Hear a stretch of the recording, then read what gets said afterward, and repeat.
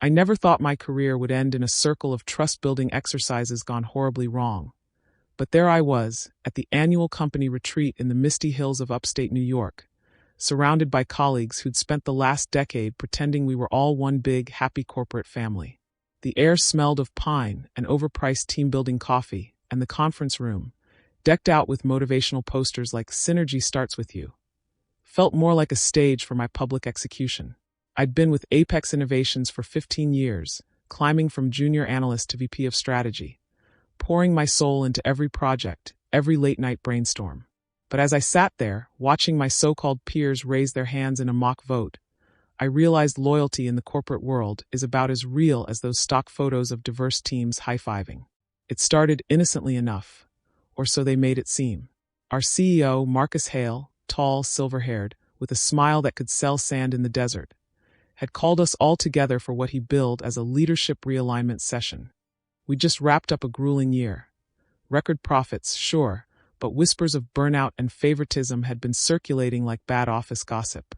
I knew I was on thin ice. My ideas had been borrowed, more times than I could count, and I'd started pushing back on some shady accounting practices that Hale's inner circle dismissed as creative optimization. But nothing prepared me for what came next. "All right, team," Hale said, his voice booming over the PA system like a benevolent god. "We've discussed this in our executive huddles, and it's time for transparency. We've taken a vote on who embodies our core values moving forward. Alex, stand up."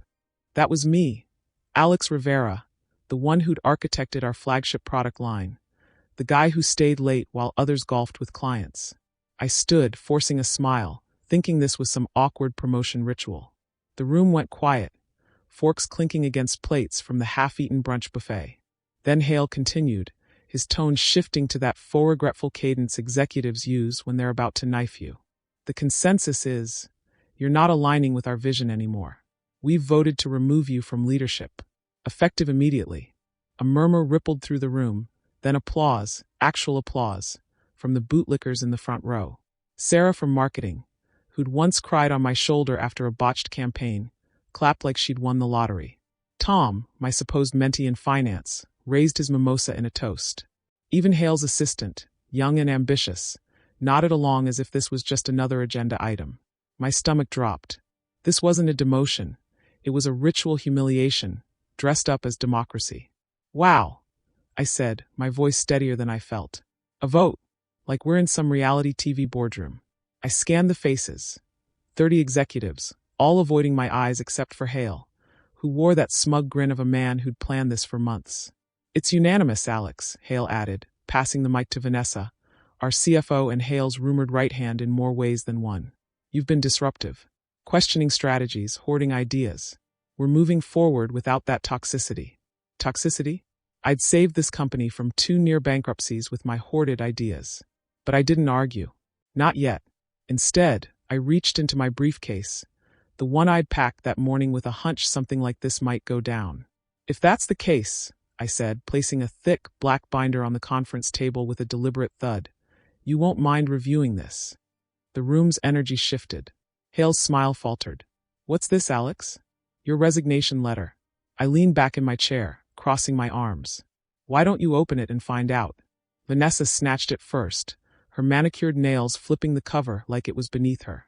She scanned the first page, then the next, her face draining of color faster than a bad earnings report. This is insane," she stammered, her voice cracking. She slammed it shut, but not before Tom peeked over her shoulder. "Is that?" Tom trailed off, his eyes widening. I nodded. Every email, every memo, every transaction log. Real, verifiable, and damning. Let me back up, because this didn't happen overnight. No corporate betrayal ever does. It's built layer by layer, like a Ponzi scheme you don't see until it's collapsing. I joined Apex fresh out of business school, full of that naive ambition that makes you work 80-hour weeks for stock options that might never vest. Hale was the visionary then, poaching me from a competitor with promises of autonomy. "Build the future with us," he'd said. And I did. My first big win was the Apex Cloud Suite, a scalable software platform that turned our floundering tech firm into a multi-million-dollar player. But here's where the rot set in. Hale took credit in the press release, calling it his brainchild. I let it slide, Team effort, right? Then came the expansions. I pitched AI integrations, supply chain optimizations, even a green energy pivot during the pandemic. Each time, my proposals vanished into committee reviews, only to resurface as Hale's or Vanessa's innovations. Promotions went to the yes men. I stayed in my lane, grinding away because I believed in the work. But the real kicker? The money. Over the years, I'd noticed discrepancies. Expense reports padded like a CEO's ego, vendor kickbacks funneled through shell accounts, even stock manipulations that skirted SEC rules. I documented it all quietly, not out of malice, but self-preservation. Emails where Hale instructed Vanessa to reallocate R&D funds to his personal ventures.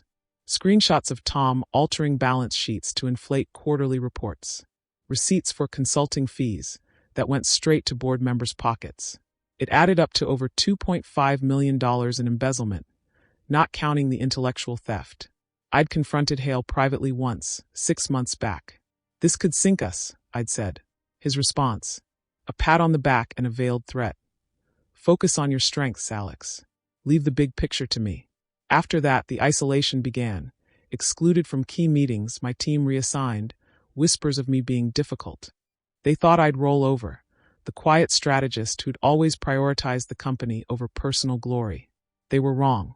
Back in the retreat room, chaos erupted. Vanessa shoved the binder at Hale, who rifled through it, his face turning beet red. "You hacked our systems?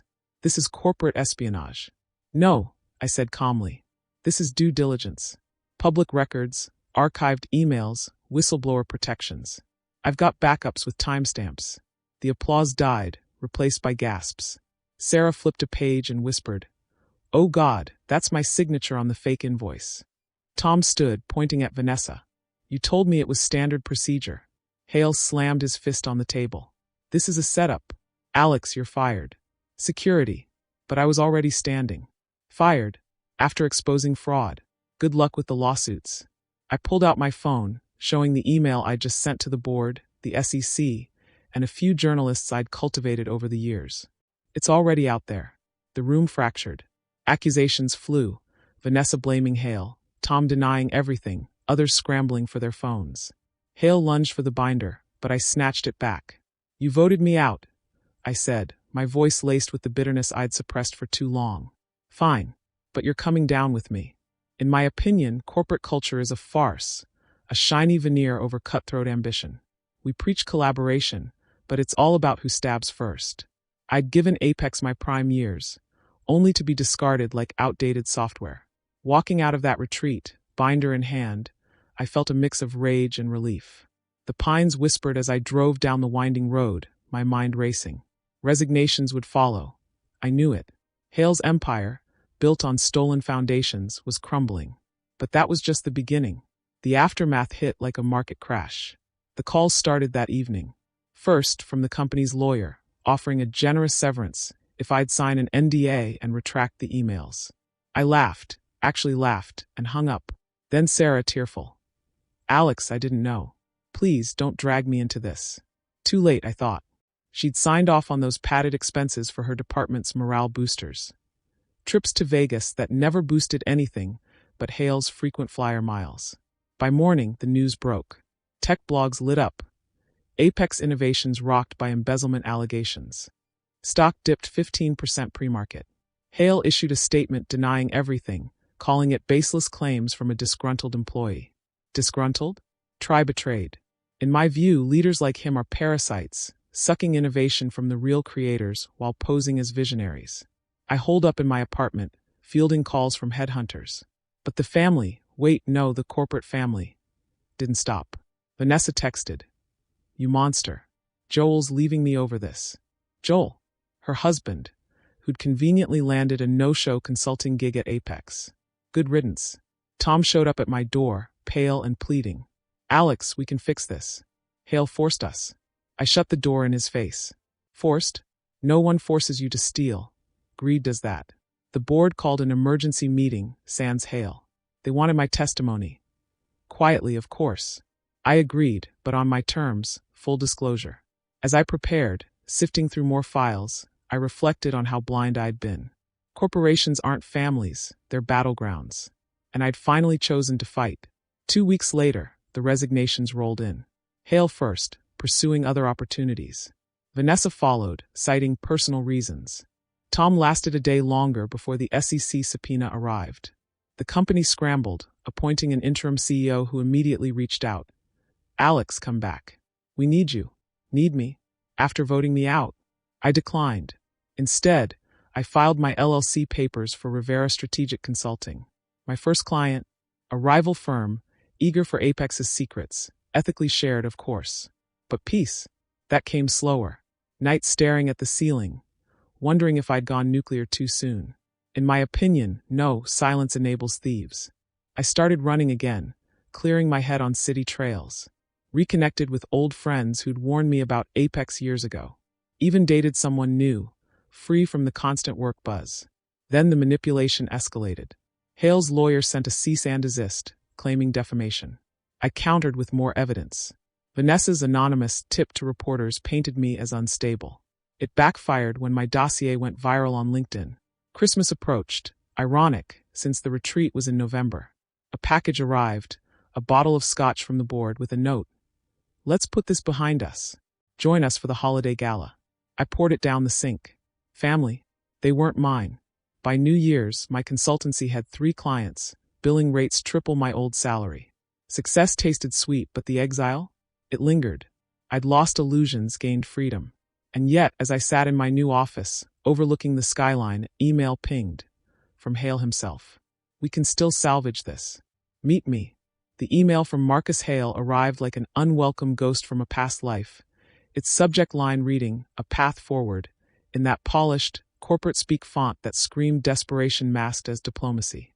I stared at my screen in the dim glow of my new office, the city skyline twinkling below like an indifferent audience to my unfolding drama. It was New Year's Eve, 2025, and while the world prepared for fireworks, I contemplated whether to ignite one of my own. "We can still salvage this," Hale wrote. "Meet me at the Summit Lounge, 8 p.m. No agendas, just conversation." No agendas? From the man who'd orchestrated my public ousting? In my experience, men like Hale never met without strings attached, puppet strings to be precise. I debated ignoring it, but curiosity, that insidious corporate vice, won out. Besides, what harm could come from hearing him squirm? I arrived early, claiming a corner booth with a view of the entrance. The lounge was all chrome and low lighting, filled with executives toasting deals that would crumble by morning. Hale entered precisely at 8, his silver hair impeccably styled, but his eyes betrayed fatigue, bags under them like overpacked expense reports. He slid into the seat opposite me, signaling the waiter for scotch, neat. "Alex," he began, his voice a practiced baritone. "I appreciate you coming. This situation has escalated beyond intent." Escalated? I leaned forward, my tone measured but laced with the edge I'd honed over months of reflection. "You mean the fraud exposure? The SEC investigation? Or the stock plunge that's wiped out half your net worth?" He winced, sipping his drink. "We both know those documents were selectively presented. Misunderstandings in a high-stakes environment." Misunderstandings? In my view, that's the euphemism fraudsters use when caught with their hands in the till. I'd spent years documenting those misunderstandings. Emails directing fund diversions, memos approving inflated valuations. Hale wasn't misunderstood, he was exposed. Yet here he was, attempting a rewrite. "Let's cut to it," I said. "What do you want?" He set down his glass, folding his hands as if in prayer. "A truce. Retract your statements, and we'll offer reinstatement, senior partner level, with equity. Plus, a settlement to make this disappear." I almost laughed, but restrained myself. "Reinstatement? After the retreat's ritual humiliation? You voted me out, Marcus. Unanimous, remember? Claps and toasts included." "That was theater," he admitted, glancing around as if the walls had ears. "To unify the team. You were the scapegoat for internal tensions." Theater? It felt more like a crucifixion. In my opinion, leaders like Hale excel at such performances, directing from the shadows while others take the fall. But I wasn't buying tickets anymore. And the embezzlement? Also theater. He leaned in, voice dropping. Shared accountability. Vanessa handled the details. Tom executed. I oversaw strategy. Oversaw. Code for profited without fingerprints. I pulled out my phone, showing a screenshot from the binder, a wire transfer linking his personal account to an offshore vendor. This says otherwise. His composure cracked, just a flicker. Alex, think rationally. Destroying Apex destroys us all, including you. But I was already rebuilding. My consultancy, Rivera Strategic, had secured contracts with firms eager for ethical innovation, ones that valued creators over credit stealers. I'm thriving without you, I replied. Why salvage ruins? He paused, then played his ace. Because family sticks together. We've built something extraordinary. Family? The word twisted like a knife. Apex had never been family. It was a hierarchy of opportunists. I stood, leaving cash for my untouched drink. Family doesn't vote out its members. Consider this my final no. Walking out into the crisp night air, I felt a surge of clarity. Fireworks erupted overhead, symbolizing not just a new year, but a new chapter. Yet, as with any corporate saga, the plot thickened. The first wave of repercussions hit in January 2026. The SEC formal inquiry expanded, subpoenaing records that corroborated my dossier. Hale's allies scattered. Vanessa fled to Europe under the guise of a sabbatical. Tom lawyered up and turned state's evidence. Media outlets hounded me for interviews. I declined most, but granted one to a respected tech journal, emphasizing systemic issues over personal vendettas. Corporate accountability isn't revenge, I stated. It's necessity. In my perspective, the system breeds Hales, charismatic figures who exploit loyalty until it's expendable. My story resonated. LinkedIn messages flooded in from disillusioned professionals sharing similar tales. One even led to a collaboration, a former colleague from a rival firm offering insights on sustainable business models. But the manipulations persisted. February brought a lawsuit from Apex's remnants, defamation, breach of confidentiality. Their filing painted me as a vengeful insider, twisting facts like pretzels. My attorney, a sharp litigator I'd retained post-retreat, dismantled it in pretrial motions. Frivolous, the judge ruled, awarding me costs. Hale's hand was evident. Whispers from insiders confirmed he'd funded it personally. Then came the personal appeals. Sarah, the marketer who'd clapped at my ousting, emailed. Alex, I was pressured. My job was on the line. Can we talk? Maybe partner on something new. Pressured? She'd benefited from those padded budgets. I archived it unanswered. Tom called next, voice trembling. They're throwing me under the bus. Help me corroborate your files. I referred him to the SEC. Self-preservation had its limits. By March, Apex teetered on acquisition. A larger conglomerate circled, but due diligence revealed the rot, my binder's legacy. Hale reached out again, this time via a mutual contact. He's desperate, the intermediary said. Offers 7 figures to consult on the transition. 7 figures? Tempting, but integrity isn't negotiable. I declined. Amid the chaos, I focused on growth. Rivera Strategic expanded, hiring 2 associates, bright minds untainted by corporate cynicism. We consulted on ethical AI implementations, turning away clients with dubious practices. Personally, I invested in therapy, unpacking years of suppressed resentment. Runs became longer, meditations deeper.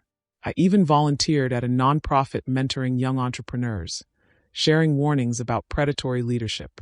In my opinion, exile isn't loss, it's liberation.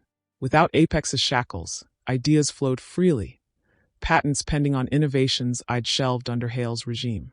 Socially, I rekindled ties with genuine friends, hosting dinners free from work talk. One evening, a date turned serious. She appreciated my candor about the ordeal. Yet the family's ghosts lingered. April brought a surprise. An anonymous tip to my clients, alleging I'd fabricated evidence. It traced back to Vanessa's network. Petty sabotage. I countered with transparency, sharing redacted docs. Clients stayed, loyalty earned through honesty. The climax arrived in May. Hale's deposition. Subpoenaed as a witness, I faced him across a conference table, lawyers flanking us like sentinels. He looked diminished, suit ill-fitting, confidence eroded. Mr. Rivera, his counsel probed, did you harbor resentment influencing your actions? Resentment, I replied evenly. No. Documentation of facts, yes. Resentment implies emotion. This was evidence. Hale interjected against advice. You were like a son, Alex. Why destroy what we built? Son. The paternal ploy rankled. You built on theft, I said. I preserved integrity. The session ended. Weeks later, settlements rolled in. Hale pled to lesser charges, avoiding prison but facing fines that gutted his fortune. Apex sold at a fraction of value, assets stripped. June marked closure. I relocated offices to a brighter space, symbolizing renewal. An update from Tom. Thanks for the push. Starting over clean. Even Sarah messaged congratulations on my firm's award for ethical consulting. But true peace came in stillness. No midnight crises, no sycophantic meetings. I traveled, first vacation in years, to mountains where signals faded, reflecting on the journey. In my view, corporate exiles forged stronger paths, unburdened by illusions. Months later, a final letter arrived. Hale's handwriting, postmarked from a modest address. Regrets abound. Perhaps forgiveness. I read it once, then filed it away. Not forgotten, but irrelevant. Today, as I pen this, part 2 of my saga, I'm not just surviving, I'm leading.